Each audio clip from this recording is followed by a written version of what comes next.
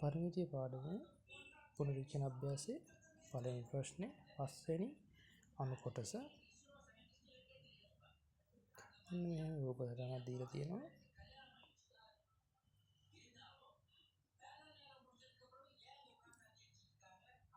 මේක දිග 10 සෙන්ටිමීටර කියනවා. මේක දිග 10 සෙන්ටිමීටර කියනවා. එතකොට අපිට පරිමිතිය හොයන්න ලේසි. මෙන්න මේ විදිහට දීලා තියෙනවා නම් මෙතන 10ක් නම් මේ දෙකේ එකතුවත් 10 සෙන්ටිමීටර වෙනවා.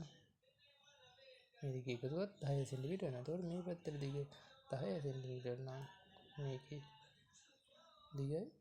දිගයි මෙන්න මේ කොටස් දෙක එකතුවත් 10 සෙන්ටිමීටර වෙනවා. එතකොට ඇත්තටම 10 දෙකක් තියෙන ඔක්කොම 10 4ක්. මේක ඇත්තට සමචතුරස්‍රයක් වගේ. මෙන්න මෙතන තියෙන 7 4ක් තිබුණේ. අන්න ඒ වගේ එකක්. එතකොට 10 4ක් කියන්නේ 42 සෙන්ටිමීටර.